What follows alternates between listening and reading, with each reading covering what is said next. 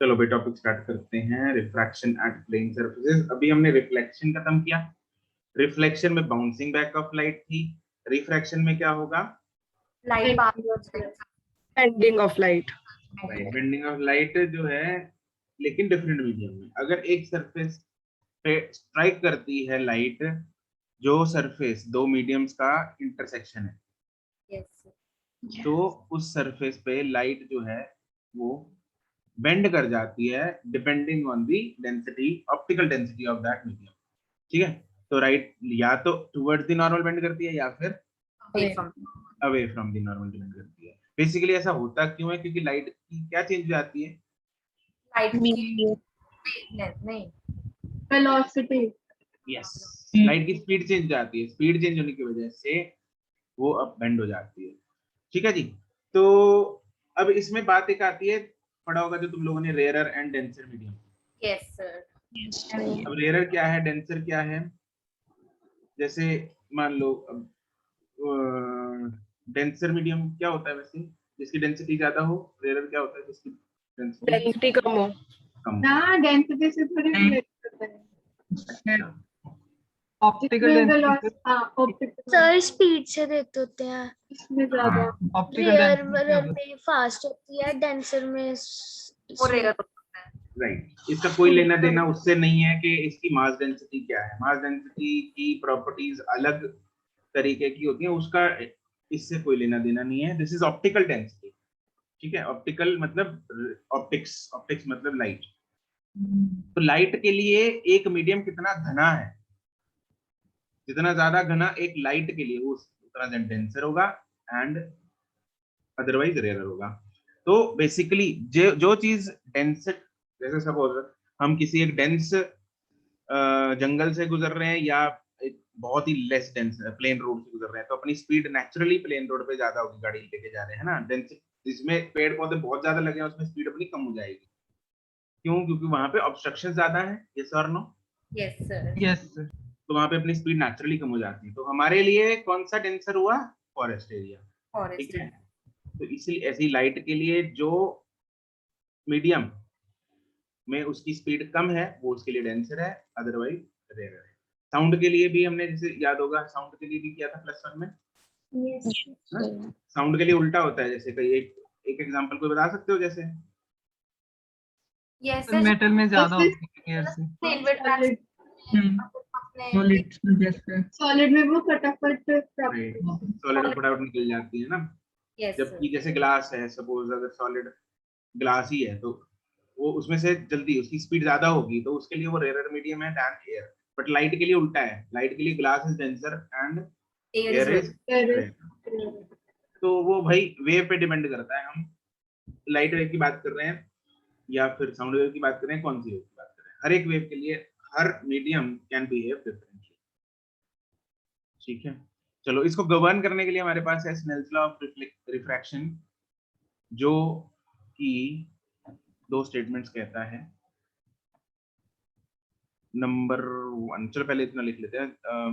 Refraction sir पुराने वाला वो स्नेल था जो आप नहीं, कह रहे थे, कंफर्म करो। Okay. Bending of light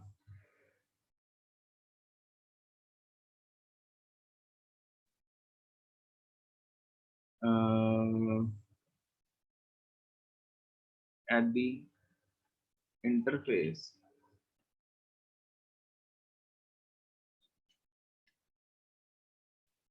of two mediums, either away or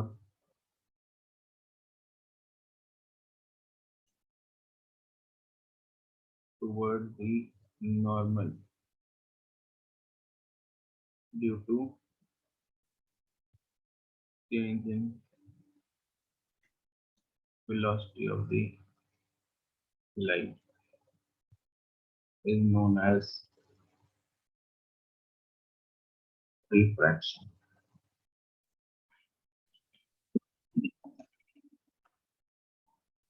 और इसको मेजर करने के लिए हमारे पास एक कोफिशिएंट होता है कांस्टेंट रिफ्रैक्टिव इंडेक्स, बिल्कुल।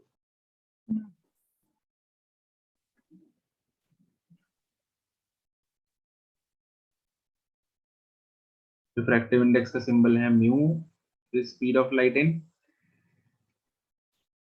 vacuum upon air. Yes, Air? Speed in air नहीं, Air. Medium. मीडियम, होगी वो Medium भी लगा ले. गलत लिख दिया film, vacuum upon speed in medium. Mu को लिखने का ना ध्यान रखना, म्यू जैसे अगर सपोज लिखा है, स्टार पॉइंट डाल के लिख लो, म्यू 2 बाय म्यू 1, इसको लिखने के अलग अलग तरीके हैं। This is refractive index of medium 2 with respect to medium 1, ठीक है। This is refractive index of medium 2 with respect to medium 1। अब इसको कैसे कैसे लिख सकते हैं, या तो म्यू 2 1, ये भी सही है, या फिर इसको ऐसे लिख सकते हैं म्यू 2, देखो म्यू 2 तो इधर ही आएगा, 1 को किधर भी लिख लो, इधर लिख लो, या फिर म्यू 2 1, मतलब कोई बुक कैसे फॉलो करती है कैसे फॉलो करती है, लेकिन म्यू के इमीडिएट राइट साइड पैर में जो लिखा है refractive index of that medium with respect to दूसरा मीडियम 1, जहां मर्जी लिखो, फिर 2 के बाद लिख दो, 2 से मतलब म्यू के पहले लिख दो, ऊपर लिख दो, नीचे लिख दो, ठीक है। तो अलग अलग तरीके हैं इसको लिखने के, ये जरा इसमें सतर्क रहना।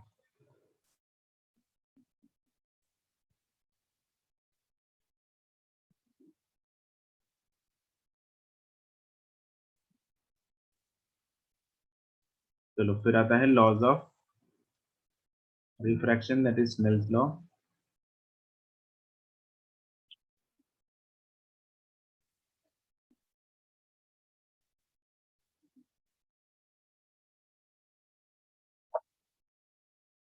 इसमें क्या कहता है, मेरे पास let's say this is the interface, ऊपर मीडियम का रिफ्रैक्टिव इंडेक्स है म्यू 1, नीचे वाले मीडियम का रिफ्रैक्टिव इंडेक्स है म्यू 2, और इधर से एक रे आई ऐसे, this is the incident ray, और अगर म्यू 2 लेट्स से डेंसर है तो किधर बेंड हो जाएगी, Towards the normal. अगर म्यू 2 डेंसर है तो it will bend towards the normal. भूल गए थे? नहीं सर, अनम्यूट करने में टाइम। अच्छा फिर वो ऐसे मैं तो आप बोल रहे थे। ये निवेदिता वापस फॉर्म में आ गई है अचानक ही। मैं पहले भी Yes, फॉर्म sir. में थी, बस बोलते नहीं थे सर। हाँ वही होता है फॉर्म में ना होना। एक अचानक क्या हुआ था और अब अचानक अब क्या हो गया? कुछ भी नहीं सर, बस वैसे ही हो गया। क्या हो गया था? चैप्टर चेंज हो गया। क्या कह रही है? कुछ नहीं हुआ कहती। कहती कुछ नहीं हुआ। ठीक। चैप्टर चेंज हो चलो इधर वाला एंगल ऑफ इंसिडेंस है जो इंसिडेंट रे नॉर्मल के साथ बनाएगी, गया। Yes yes. और इधर वाला है रिफ्रैक्टेड एंगल ऑफ रिफ्रैक्शन जो रिफ्रैक्टेड रे नॉर्मल के साथ बनाएगी। हाँ जी, अब इधर स्नेल्स लॉ लिखना है अपने को, स्टेटमेंट। तो बताओगे जरा, किसी को याद है? Sin I upon sin R. Sin R is constant. Sine I by sine R is constant, और कांस्टेंट की वैल्यू कितनी होती है? वो नहीं पता, इतना नहीं याद। इतना कहाँ याद होगा सर? इतना याद। चलो मैं बताता हूँ, सुनो इधर ध्यान से, कैसे याद रखना है मेरे इसको। μ1 into sine I is equal to μ2 into sine r. Interface के एक साइड का समान इक्वल टू के एक साइड में आएगा। इंटरफेस को इक्वल टू मान लो, इंटरफेस के दूसरी साइड का समान इक्वल टू की दूसरी साइड में आएगा, ठीक है। तो इंटरफेस के ऊपर कौन कौन है, म्यू वन और आई है। Yes, sir. तो म्यू वन और आई मैंने लेफ्ट साइड में लिख दिए, mu one into sine i, आई अकेला नहीं लिखना, साइन के साथ लिखना है एंगल तो, ठीक है। इंटरफेस के नीचे कौन है, म्यू टू और आर, वो एक साइड में लिख दिए, right. This is Snell's law of refraction. बच्चे इसमें गड़बड़ क्या करते हैं, उठा, sine I by sine R is equal to mu one by mu two, ठीक है। ये जनरल गलती होती है इसमें। तो याद करने का यही तरीका है, इंटरफेस के एक साइड का समान एक साइड में इक्वल टू का, और दूसरा साइड का समान इक्वल टू के दूसरे साइड का, ठीक है जी। तो इसको अब अलग अलग फॉर्म में अगर हम लिखें तो it is sine I by sine R is equal to mu2 by mu1, right? And refractive index is inversely proportional to velocity of the light in that medium, yes or no? Yes, sir. तो यहाँ पे मैं ये भी लिख सकता हूँ is equal to v2 by v1, sorry v1 by v2, 1 by v2. 1 by V2. ठीक है। And velocity is directly proportional to lambda, v is equal to nu lambda होता है, Yes. Yes, sir. तो is equal to lambda 1 by lambda 2। Yes. इसमें दो चीजें use की, एक तो mu is inversely proportional to velocity and v is directly proportional to lambda, ये यूज किया इधर,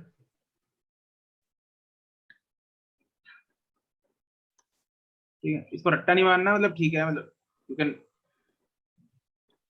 self analyse at that time,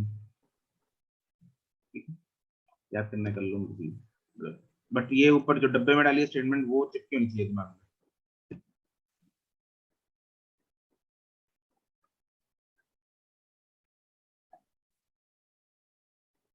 ठीक है। यहाँ पे हमने mu2 बड़ा लिया हुआ है, mu2 is greater than mu1, तो इसलिए बेंड कराइए इस तरफ। अगर उल्टा होता तो इट वुड हैव बेंड किस तरफ, अवे फ्रॉम, राइट। चलो एक, अच्छा दूसरा लॉ वही है कि incident ray, refracted ray and normal line the Same plane. Same plane. Incident ray, refracted ray and normal lie in the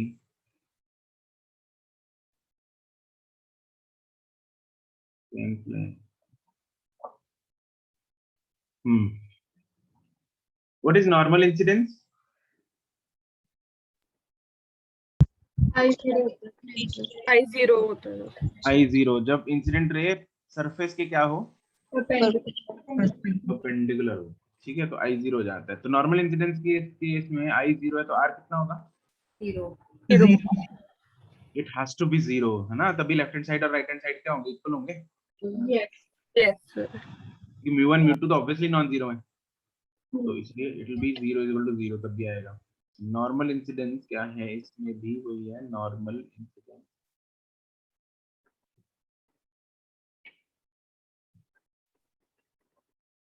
when I is equal to 0, then R is equal to 0, that is ray goes undeflected, सीधी निकल जाती है।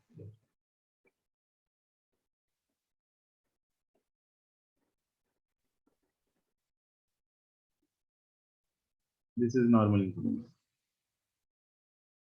ray I और ऐसे ही निकल गई सीधा, mu1 mu2, I is equal to 0, R is equal to 0।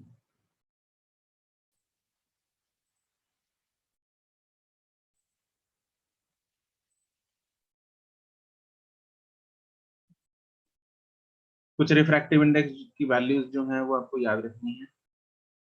Refractive index of vacuum तो पता ही है, It is Hmm. 1. आगे ना? yes, Yes. Yes. Refractive index और एयर भी हम अप्रोक्सीमेटली कितना ले लेते हैं? 1. 1. Before. एयर का हम 1 ही लेते हैं, वैक्यूम का तो होता ही 1 है, एयर का भी 1 ही लेते हैं. रिफ्रैक्टिव इंडेक्स ऑफ पानी is 1.4. 4/3. it is 4/3. Refractive index of glass is 3/3. 3/3. याद है तुम्हें? हाँ सर, मैंने ट्रिक्स याद की हैं? तो वही तो सर मैंने किसी तरीके से याद किया था, मुझे याद किस तरीके से याद किया तुमने? सर मैं अब तो याद है बता तुम्हें टेंथ का? पर्सनल है सर, क्या? पर्सनल तरीके से याद किया, मैं बता ओह, पर्सनल. ठीक है.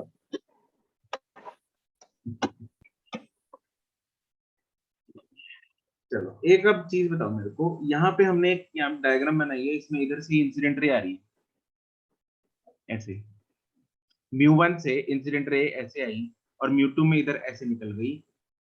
अगर μ2 से बिल्कुल ऑपोजिट डायरेक्शन में, बिल्कुल इसी इसी पाथ पे इंसिडेंट होगी, तो μ1 में किधर को जाएगी?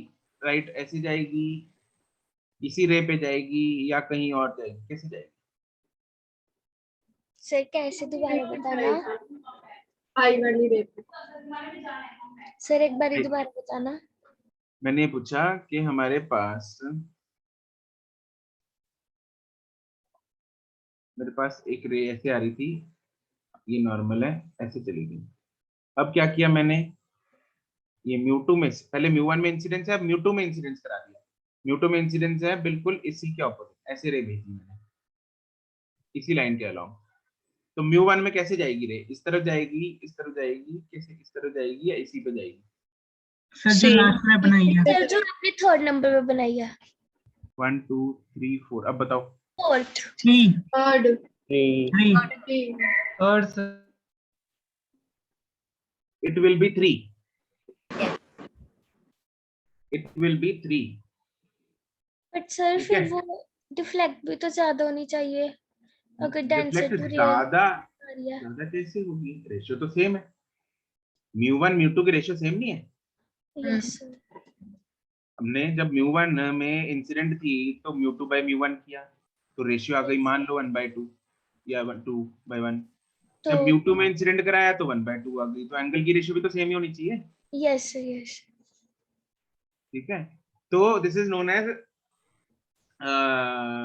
Principal of reversibility. मतलब एक्चुअली रिवर्स कर जा, अगर मैं राइट को रिवर्स करता हूं तो लाइट बिल्कुल सेम पाथ फॉलो करेगी, बिल्कुल.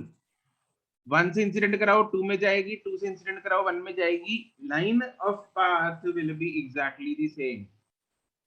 ठीक है, बिल्कुल लॉजिकल है. Principle of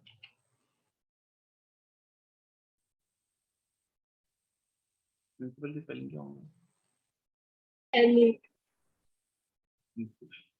reversibility.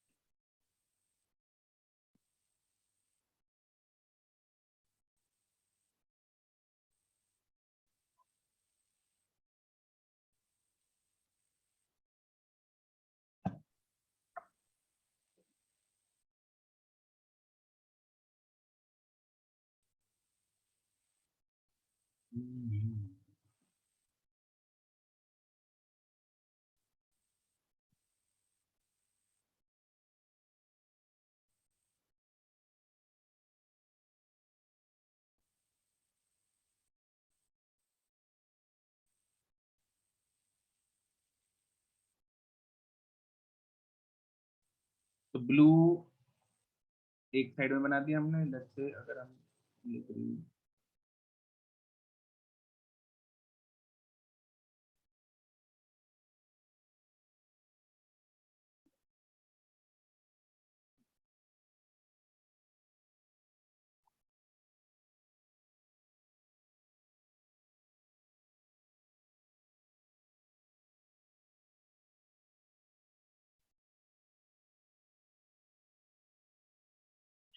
फोटो बना लो पहले, लिखवा देता हूँ।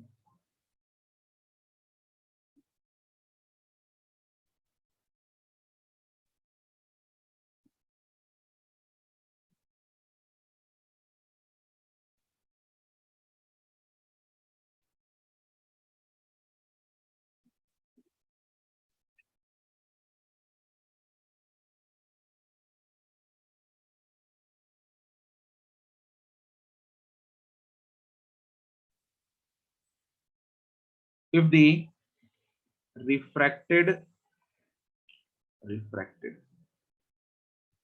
if the refracted ray is made to reverse its path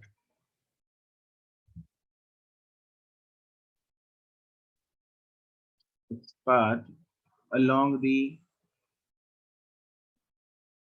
same line, then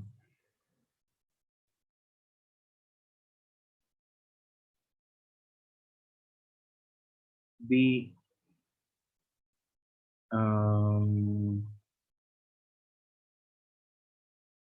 light will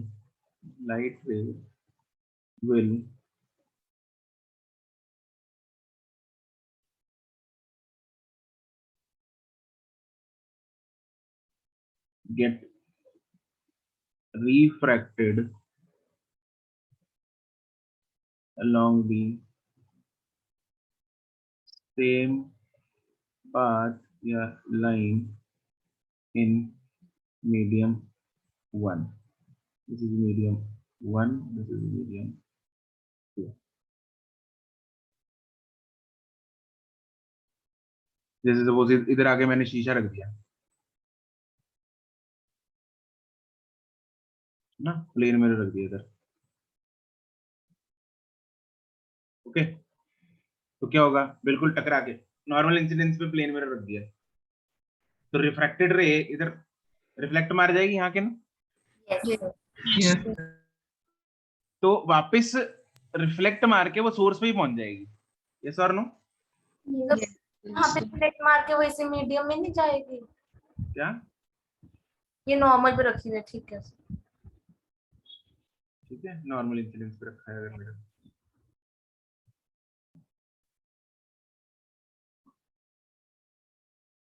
that is incident ray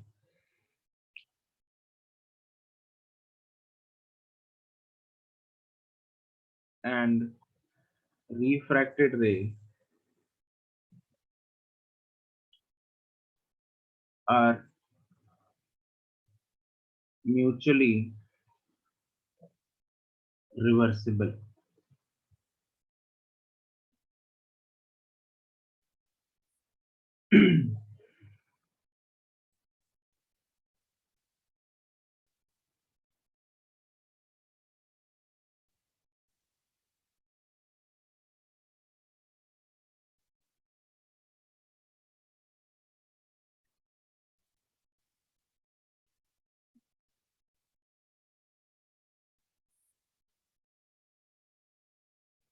ठीक है,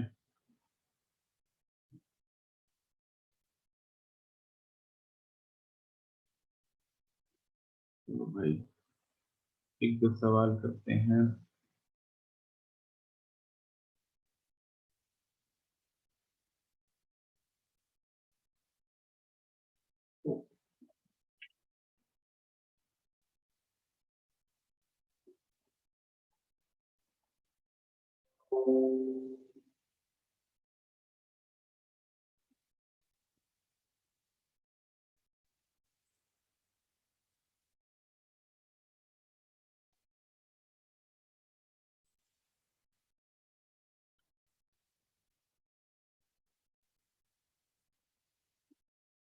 लो अच्छे से प्रश्न कीजिए आप लोग।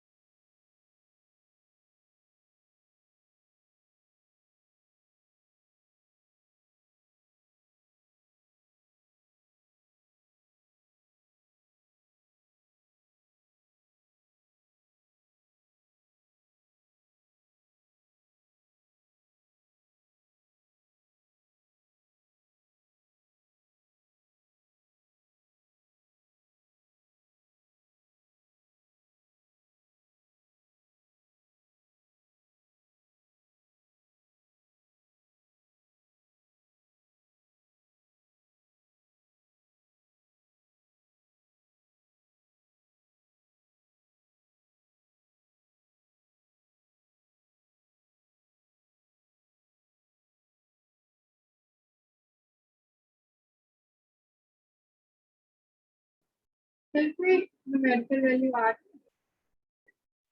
तो कोई न्यूमेरिकल वैल्यू तो नहीं निकल रही।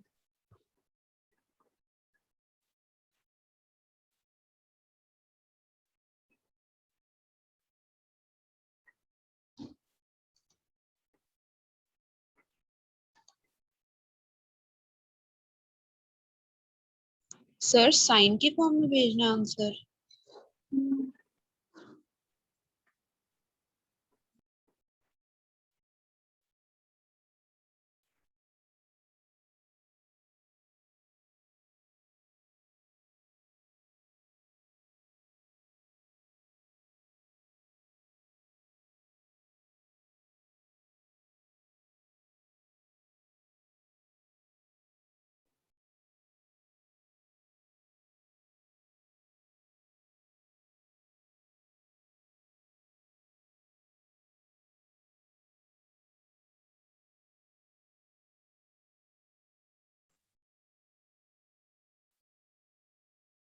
दीप्ति, मिलन ठीक है, मुस्कान ठीक है, गौरी ठीक है।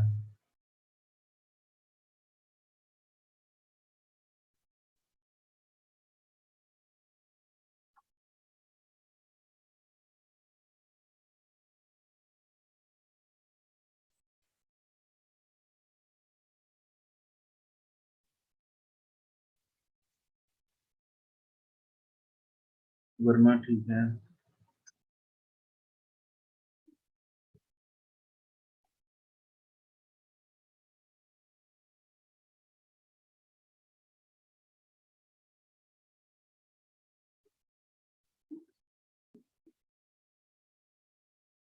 नहीं मुस्कान।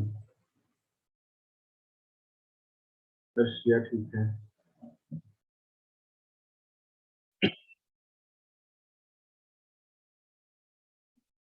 नहीं जागृति।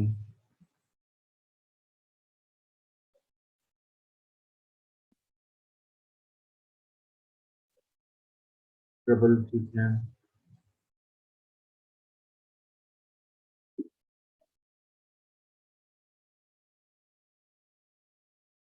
इस पे दो कितनी बार लगेगा स्नेल चलो?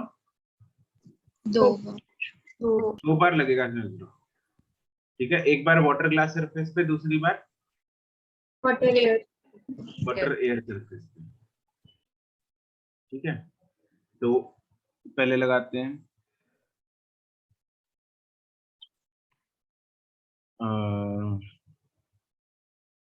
वाटर ग्लास सरफेस पे। ठीक है, अब वाटर ग्लास सरफेस पे हम लगाएंगे क्या? चलो क्या बोलो? Mu of class into sine आई।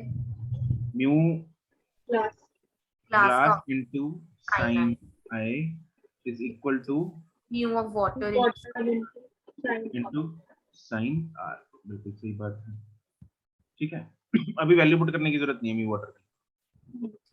ठीक है, अब ये वाला एंगल आ रहा है, खैर इसने दे ही रखा है आ रहा है, अगर ना भी दिया होता यहाँ पे ऑल्टरनेट एंगल्स है तो हो ही जाता ऑल्टरनेट एंगल्स है, तो अपने को समझ में आना चाहिए क्या है ये, है। आर ही होगा। मतलब ये तो दे रखा है ना, एक्चुअली में दिया नहीं होता ये। ठीक है, चलो तो अब लगाते हैं हम water air. Water air surface. इसमें लगेगा mu water into sine I. Sine R. Sine R is equal to mu air into sine 90। Sine 90। यहाँ पे 90 डिग्री का एंगल दिख रहा है, यस। यस। दोनों को कंपेयर मार दो। तो mu glass sine I equals to mu air sine 90। Equal बिल्कुल। 1। Mu G sine I is equal to mu A sine 90। Compare कर दो, वैल्यूज पुट कर दो।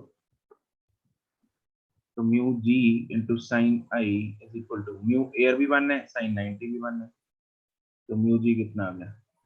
1/। क्लियर? तो ये आंसर है मतलब। यस। ठीक है,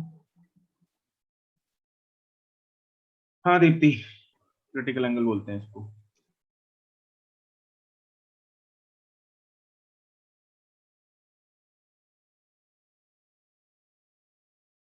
चलो अब कुछ इसके और फिनोमिना करते हैं रिफ्रैक्शन में।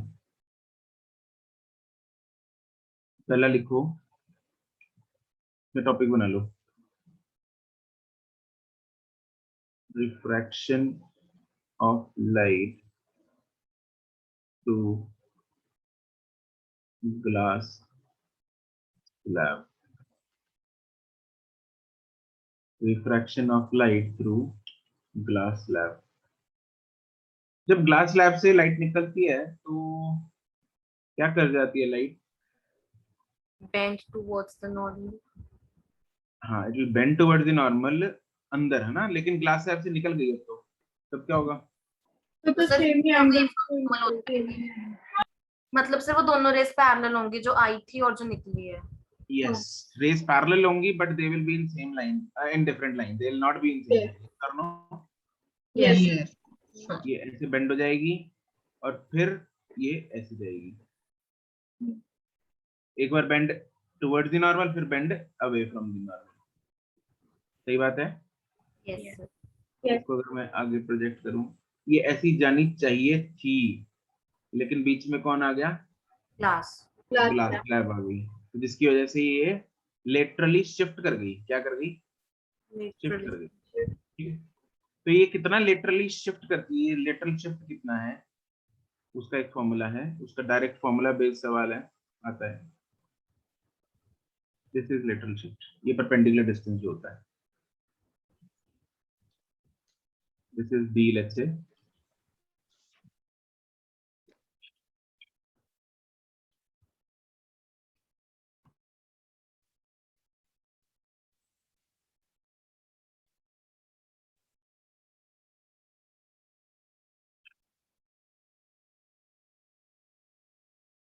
ये एंगल है आई, ये एंगल है आर, और इसकी जो विड्थ है, इसकी मतलब thickness of the glass slab है, वो है टी।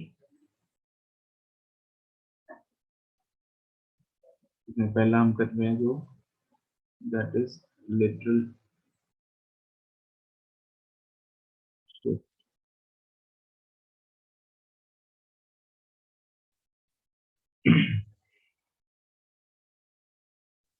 तो फॉर्मूला है d is equal to t into sine i minus r divided by cos r। ये ठीक है? डेरिवेशन बहुत सिंपल है, जरूरत नहीं है, अगर किसी को ट्राई करनी है तो कर सकते हैं। सिंपल ट्रिग्नोमेट्री लगेगी यहाँ पे, दो ट्रायंगल्स बना के, दो कुछ। ठीक है, तो d is equal to t into sine i minus r upon cos r। t यहाँ पे थिकनेस ऑफ द स्लैब है, i और r दिख रहे हैं हमें, d literal shift.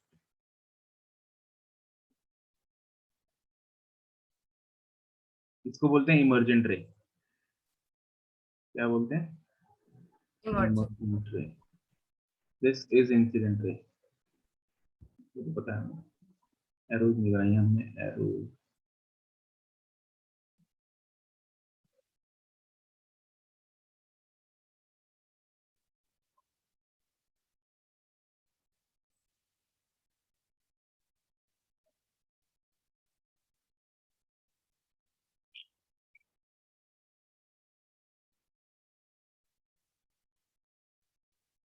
Emergent ray is parallel to the incident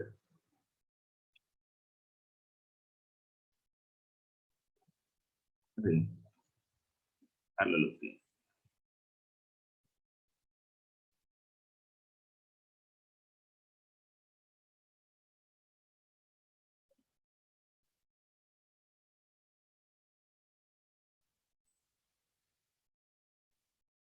ठीक है, अब दूसरा करते हैं इसमें, apparent shift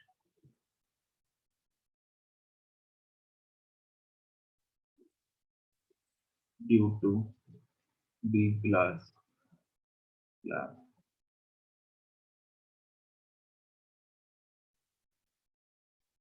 इसमें ये क्या चीज है अपरेंट शिफ्ट का मतलब हमारे पास एक ऑब्जेक्ट है, let's say this is the glass slab, I have this glass slab, ठीक है, और मेरे पास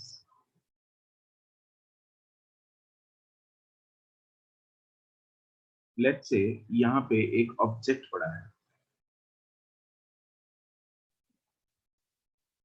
ये this is the object O and I इस तरफ है, right side of the glass slab I है, इस तरफ से देख रहे हैं ग्लास स्लैब के थ्रू किसी ऑब्जेक्ट को, तो ऑब्जेक्ट जो है वो शिफ्टेड लगेगा या नहीं लगेगा, ऑब्वियसली शिफ्टेड लगेगा क्योंकि लाइन जो है वो स्ट्रेट ट्रैवल नहीं करती, हमने ऊपर भी देखा लिटरली शिफ्ट कर जाती है, उस लिटरल शिफ्ट के कारण ये ऑब्जेक्ट जो है वो हमें कितना शिफ्टेड लगेगा। This is different from literal shift. कैसे रे डायग्राम बना के हमें पता लग जाएगा, इसमें हम रे डायग्राम बनाते हैं, यहां से स्टार्ट करते हैं रे जो है लेट्स से यहां से ऐसे गई, अब it will bend, Yes. It will bend toward the normal, yes sir, मान लो इस तरफ थोड़ा सा इधर बेंड कर दी toward the normal, then again it will bend away away from, तो ऐसा और उसके पैरेलल हो जाएगी इमर्जेंट रे है ना, तो लेटरल शिफ्ट तो जन निकाली, लेकिन अभी क्या हुआ, इस शिफ्ट के कारण ऑब्जेक्ट पास यहाँ पे- दिखा। हाँ,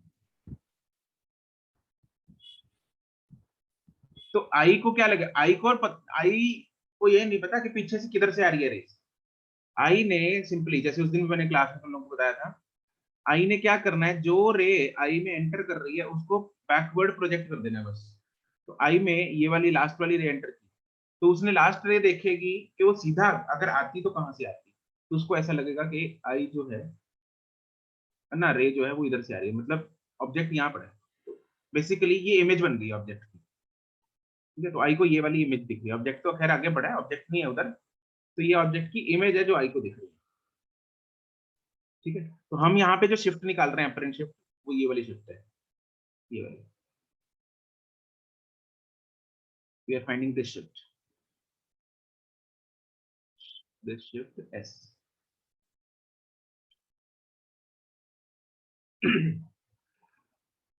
ठीक है, लेट्स से ये जो विड्थ है इसकी वो D है या T है, कुछ भी ले लो, ठीक है, T ले लेते हैं, चलो पहले भी T लिया हमने,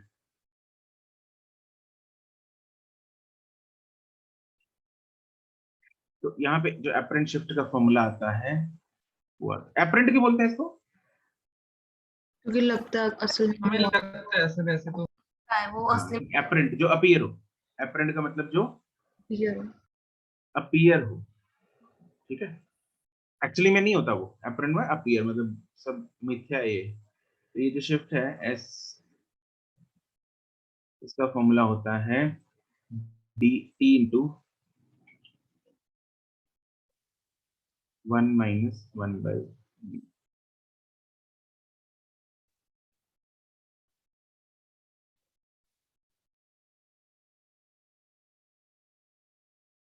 तो यहाँ पे म्यू क्या है, mu is the refractive index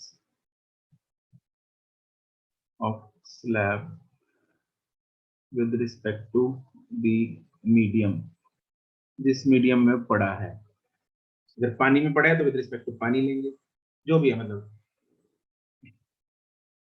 99% cases में ये हवा में ही होगा, refractive index of the slab with respect to the medium,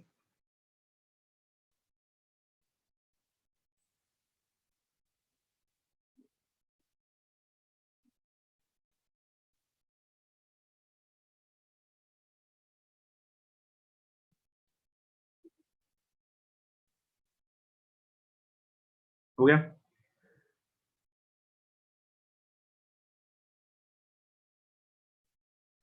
yes चलो अब हम देखते हैं अगला, ये तो था refraction of light through glass slab, अब करते हैं इसमें नया सब topic that is apparent depth और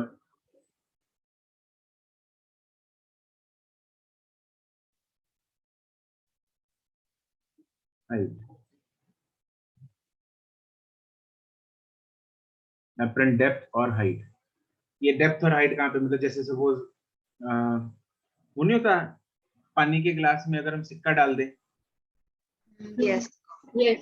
सिक्का मतलब सिक्के की डेप्थ जो है वो वेरी वेरी करती है ना, Yes. जितनी एक्चुअल डेप्थ है वो नहीं दिखती, हमें कम दिखती है, ज्यादा दिखती है, कम दिख- कम दिख कम दिख- कम दिखती है, बिल्कुल वो ऐसा लगता है सिक्का ऊपर उठ गया थोड़ा सा, ये थोड़ा ना, Yes. Yes. तो वो देखते हैं क्यों है, इसकी रे डायग्राम देखते हैं। अगर मेरे पास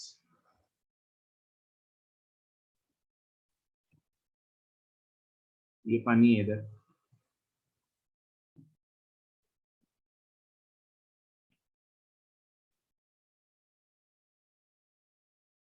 ठीक है, स्विमिंग पूल का फ्लोर भी, हाँ बिल्कुल सेम ही फंडा है, ठीक है, और इधर मेरे पास एक ऑब्जेक्ट पड़ा है, लेट्स से पॉइंट पड़ा है, this is the object, now यहां से रे गई, it will bend towards the normal, away from the normal, away, it will bend away from the normal, ऐसे बेंड कर गई, ठीक है, तो ऐसे जा रही थी, ये बेंड कर गई इस तरफ, अवे फ्रॉम द नॉर्मल, इस तरफ है आई, तो अब आई को क्या लगेगा, ये किधर से आ रही है, पीछे। यहाँ से ऐसे सीधा, उसने तो सिंपली क्या कर देना, लास्ट रे को ऊपर की तरफ इसको बना के,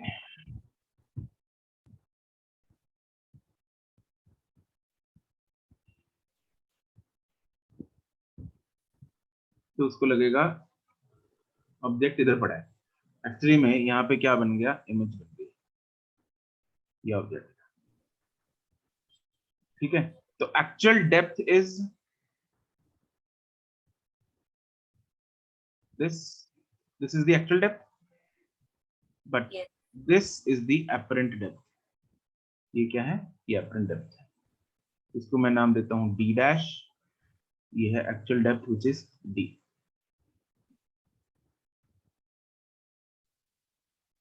and this d dash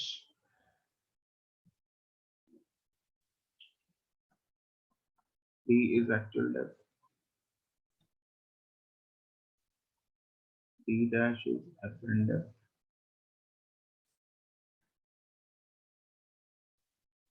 और d dash का जो फॉर्मूला है that is d by mu relative.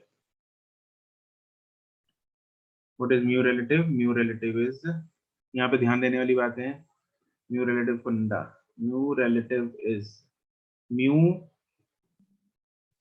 of incident medium divided by mu of refracted medium.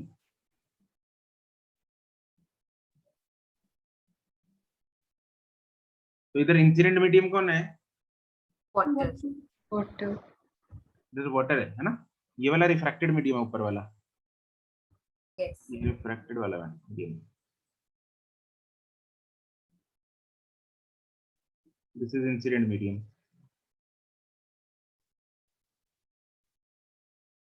Water वाला, तो म्यू वाटर बाय जो भी म्यू एयर, लेट्स सी, तो mu relative will be greater than 1 less than 1,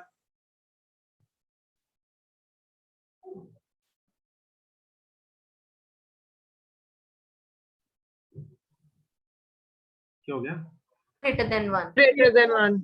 it will be greater than 1 ना, mu water by mu air है, it is Yes. Greater than 1, तो d dash will be less than d or greater than d, And it is less than d, Less than. because d को हम किसी number greater than 1 से divide कर रहे हैं तो d dash कम आ जाएगा, ठीक है, अगर इसमें आपसे शिफ्ट पूछ लिया जाए भाई शिफ्ट फाइंड कर दो, तो शिफ्ट में क्या करना है, simply d minus d dash, वो शिफ्ट है, that is d minus d by mu relative. तो वही फॉर्मूला बन रहा है ऊपर वाला ही।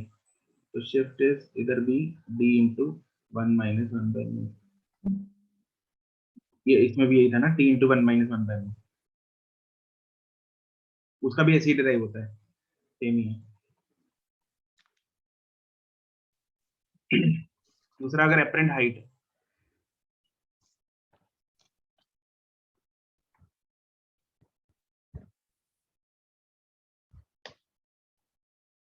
एपरेंट हाइट मतलब मान लो सपोज कोई मछली किसी पंछी को देख रही है,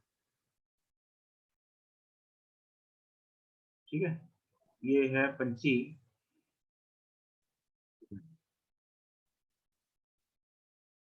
राइट, इस ये ऑब्जेक्ट है अभी, ठीक है, पानी वही नीचे पानी है,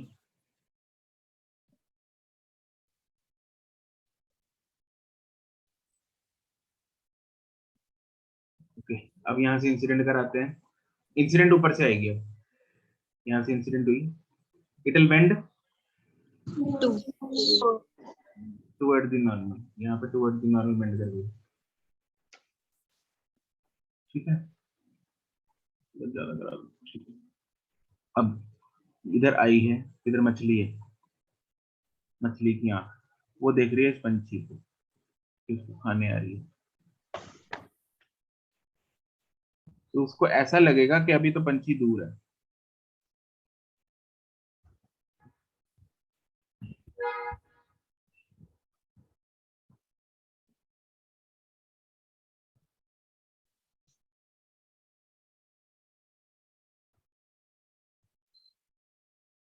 दिस इज व्हाट, छोटी वाली डंडी कौन सी है, डी है D dash, DL height of the वाली, ये छोटी वाली। छोटी वाली, और बड़ी वाली D dash फॉर्मूला हम सेम रखेंगे, इसका भी, इसमें भी, इसमें आएगा D dash is apparent height,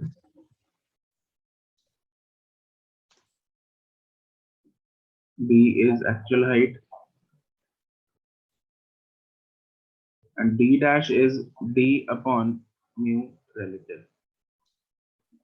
formula same है, फॉर्मूला इसमें डिफरेंट नहीं करेंगे। देखो इसमें d डैश जो है वो बढ़ गया, हाँ कि ना, Yes, sir. तो तुम लोग सोचोगे कि म्यू से अगर डिवाइड करेंगे d डैश कम आना चाहिए, नहीं, पर अब इंसिडेंट तो उल्टा हो गया। हाँ एक्चुअली म्यू रिलेटिव का फॉर्मूला अभी भी वही है, it is mu of incident divided by mu of refracted. अब इंसिडेंट वाला कौन सा है, एयर वाला इंसिडेंट है, ठीक है, दिस एयर वाला is incident, this is incident medium,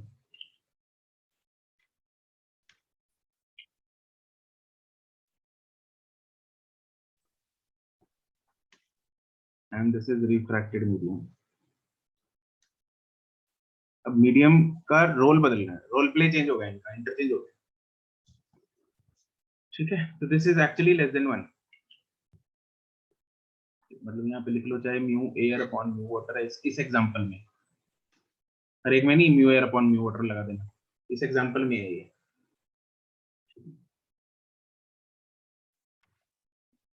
ऊपर वाले में म्यू वाटर बाय म्यू है। सर हाँ सर जो सी डायग्राम में आपने ब्लैक लाइन बनाई है परपेंडिकुलर, सर वो इमेज तो तभी वहां दिख रही है ना जब दोनों रेज एंटर करेंगे उसकी आई में, रेड वाली और ब्लैक।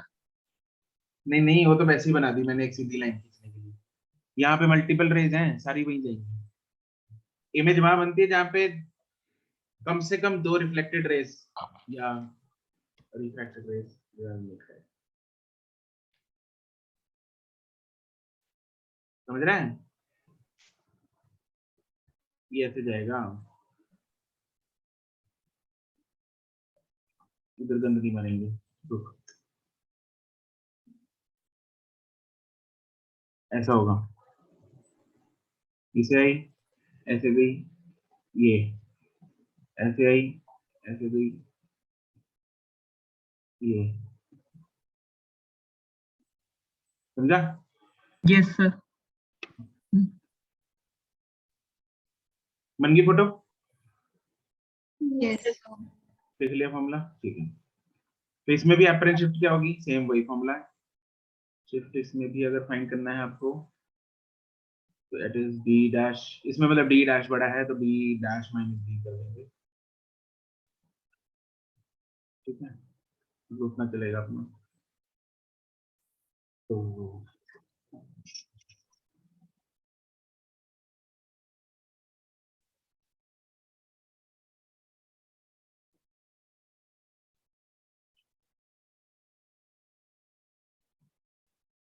चलो इसके जो सवाल हैं we will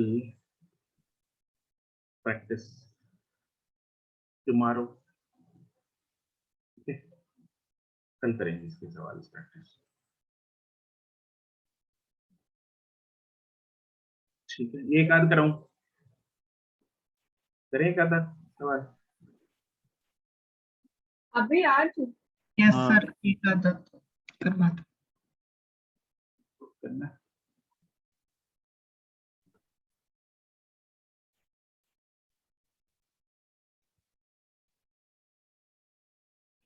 ये पंछी वाले कराते हैं, इनका सवाल थोड़ा सा ये रहा।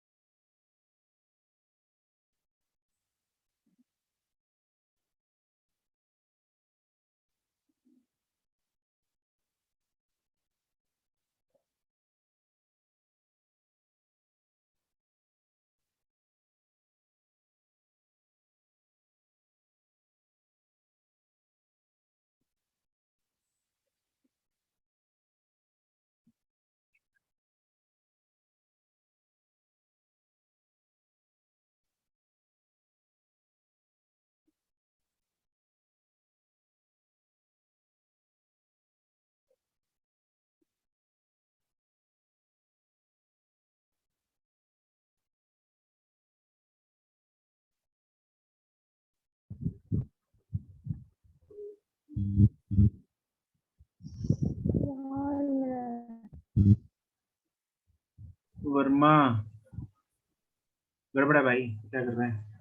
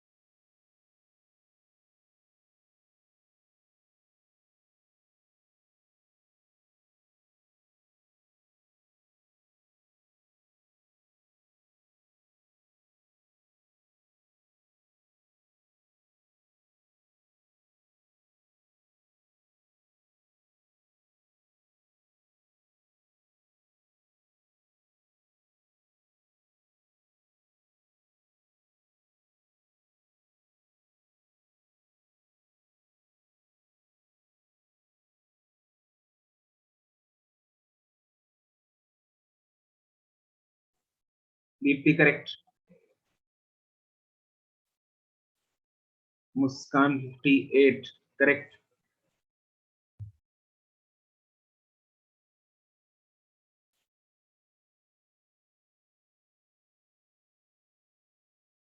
सिमर चारों का एक ही आंसर है? नहीं सर, पहले का ठीक है, 1 मिनट। नहीं, हाँ।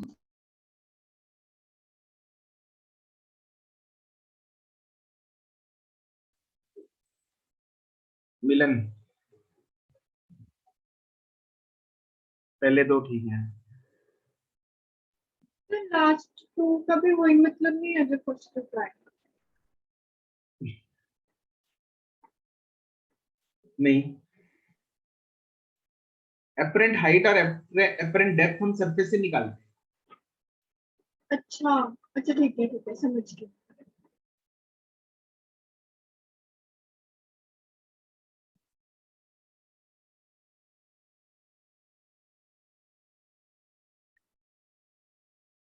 निवेदिता करेक्ट।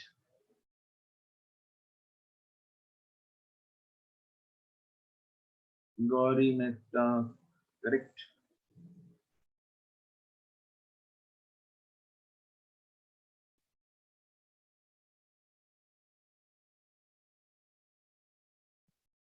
सुशिता करेक्ट पहले दो। जागृति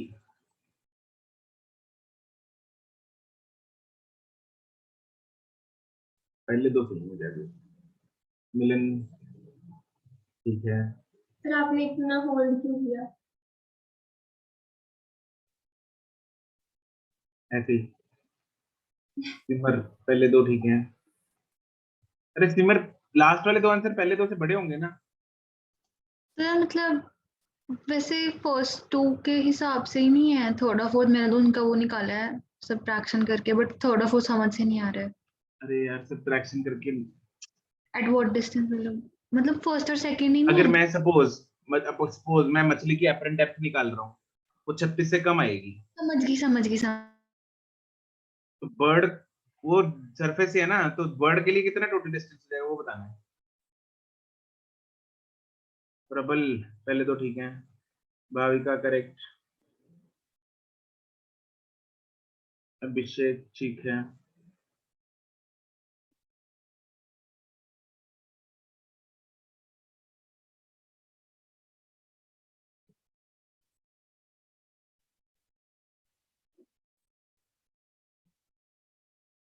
कौन से टेस्ट में?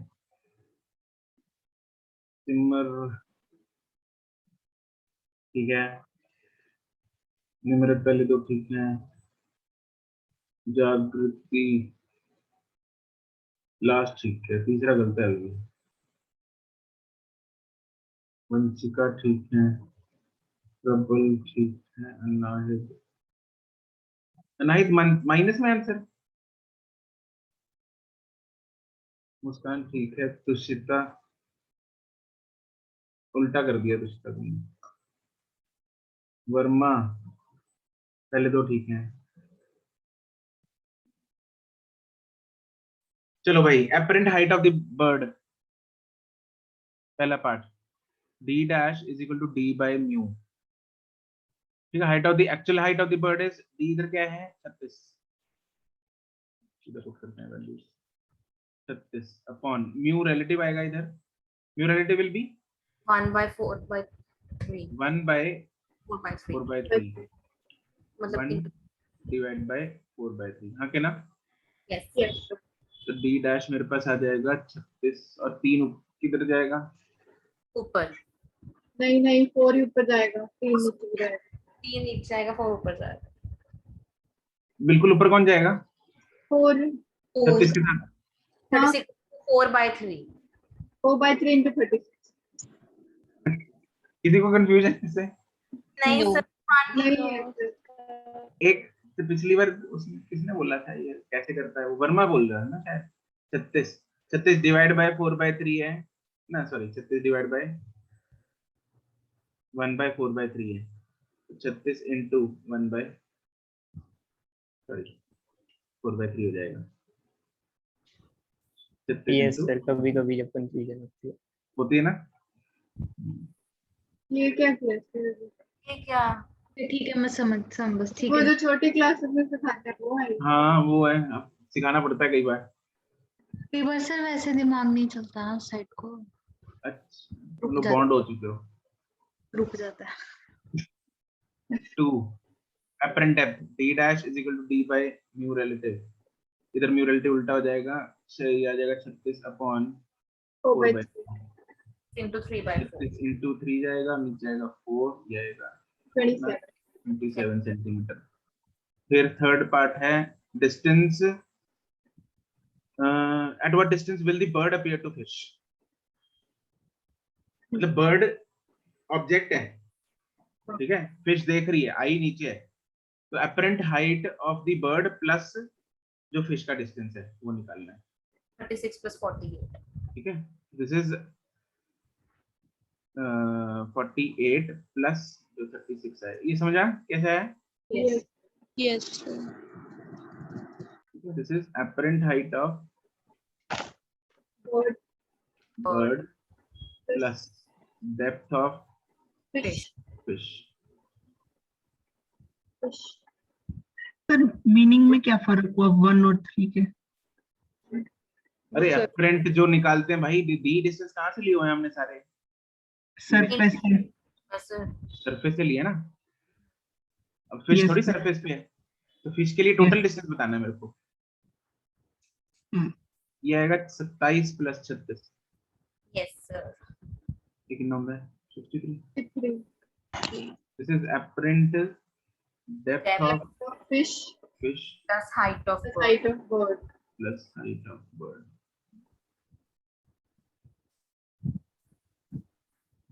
ठीक है, चलो भाई, बाकी न्यूमेरिकल हम कल करेंगे प्रैक्टिस। आज के लिए इतना ही, गुड बाय, टाटा। सर 2 चीजें, हाँ जी, क्या हो पहले गया? टेस्ट में क्या नंबर है? इस बारे नहीं, अगले क्या बोल रही है? टेस्ट का सिलेबस मेजर वाला, हाँ, टेस्ट का सिलेबस मेजर वाला, उसमें EM वेव्स है या EMI? एक मिनट रुकना जरा, लेट मी चेक।